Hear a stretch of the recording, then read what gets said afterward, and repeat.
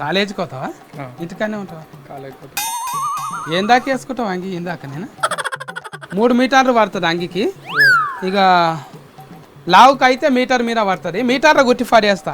మోకాల రాకేసుకో. పేరేమంటుంది? అశోక్. అశోక్. మెసేజ్ పెడతా ఫో. ఏం కావాలి మళ్ళా గిరాకా? అక్కడనేవా? వీడు బట్టలు దుకాణంలో ఏం చేస్తున్నాడు? సత్యరాజా గారు తమరికి అక్కడేం పని? ఈడ చీరల జాకెట్లు గుర్తలేరు, అంగులాగలే కూతున్నారు. తప్పుదాకా పో అక్కడ. ఏ ఏమనుకుంటున్నాను? జాకెట్ బట్టలు చీరలు కొని నీకు ఎవరు వచ్చిర్రు ఈడ? ఏం కావాలి చెప్పు నీకు? పాయింట్. ఫైంట్ ఎందుకే దండుగా? లాగ్ గుర్తిస్తా, మంచిగా ఉంటుంది. చినిగిపోయింది అనుకో దారం ఫిరీలు ఇస్తా. నీకెందుకు? నేను లాగే కుడతావు. ఇట్లా 3 షర్ట్లు వేసుకురావద్దు, మనకు సైజు దొరకది. డబల్ తీసుకోవాలి ఇంట్లోకి. డబల్. ఇప్పుడు 3 షర్ట్ అంటే ఇట్లా తీసుకున్నా, ఫైంట్ అంటే అట్లా తీసుకోనికి రాదు. అందుకే లాగ్ గుర్తు అంటున్నా. ఇది ఉంచుకో సిట్టి. నువ్వంటే లోడాస్ లాగా అంగేసుకున్నావు, వాళ్ళకి కూడా అంగిలా గుట్టిస్తున్నావా ఏంది ఇప్పుడు? ఇప్పుడు నేను చెప్తున్నా అంగిలాగా గుట్టించుకోమంటా అని. తర్వాత ఎవరు చెప్పకున్నా కూడా అంగులాగలే గుట్టించుకుంటారు అందరూ. అట్లనే అయిపోతుంది మొత్తం. ఏ ఊకో, ఈ దినాలలో అంగిలాగా ఎవడు దొడుకుతున్నారా? ఒక్క నువ్వు తప్ప. కొన్ని వద్దు లాగు. నువ్వు సత్తిగాని బట్టలు వేసుకొనే తిరుగుతారు అందరూ. సత్తిగాని బట్టలే బిర్యానీ అయిపోతాయి. ఏంది నీ బట్టలు బ్రాండ్ అవుతాయా? కొత్త కొత్త స్టైల్ బట్టలు మస్తు వచ్చినాయి, జీన్ పాయింట్లు వచ్చినాయి. ఇవి ఎవరు వేసుకుంటారు, ఎవరు తీసుకుంటారు? ఇవి కూడా స్టైల్ గా చేసి పడేస్తా. గిరాకీ తక్కువైంది అనుకో, మంచిగా ఊదుబత్తి తీసుకొని తొర్రలు పెడతా అన్నిటికీ.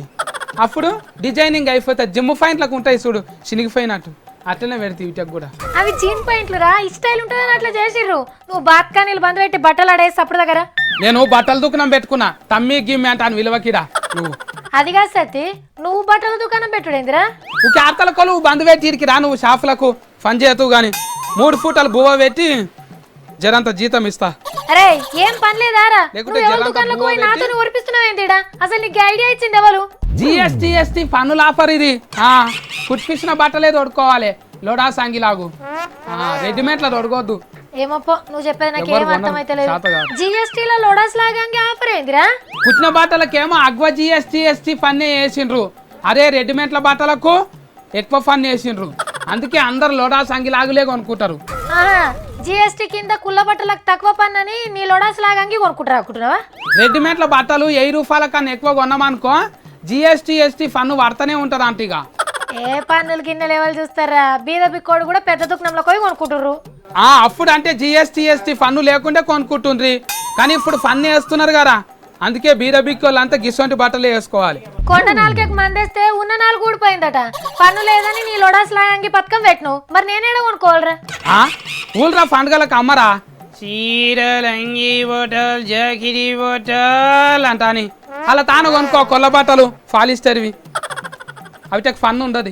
అవ్వకి పువ్వు పెట్టి ఊరికి ఉపకారం చేసిందని చెప్పినట్టే ఉన్నది. పో, సెంటర్ సర్కార్ తెలివి కూడా మంచిగానే ఉన్నది.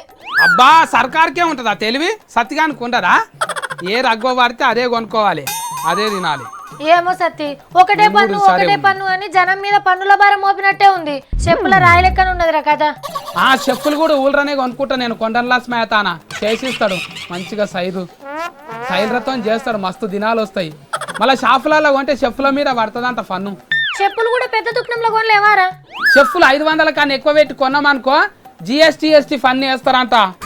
అదే ఊళ్ళ లస్మయ్య అయితే 500కు 2 జతలు కుట్టిస్తాడు, గట్టిగా ఉంటాయి. అప్పుడు చెప్పు తీసుకొని ఊరికి వెళ్ళిపోవచ్చు ఎక్కడంటే అక్కడ. ఏమోరా సత్తిగా, జిఎస్టీ పన్ను వస్తే అన్ని అగ్వైతాయని జనాలు అందరు నూరిచ్చిర్రు. గిదేనారా ఇప్పుడు జిఎస్టీ అంటేగా? అక్క జిఎస్టీ అంటే ఏంటిదో ఎరకనా? కూలోడు కుల్ల బట్టలే కొనుక్కోవాలన్నట్టు, ఫిరం సామాన్ జోలికి పోవద్దు. జిఎస్టీ పన్నులు గట్టి ఆఖరికి పస్తులు ఉండాల్సి వస్తుంది కావచ్చురా. పార్లమెంట్ లో జిఎస్టీ సంబురాలు అవుతున్నాయి అంట కదా అక్క. ఈ లోడా సంగిలాగి వేసుకొని పోయి 3 సార్లు చూపెట్టాలి, మస్తు ఖుషి పడతాడు.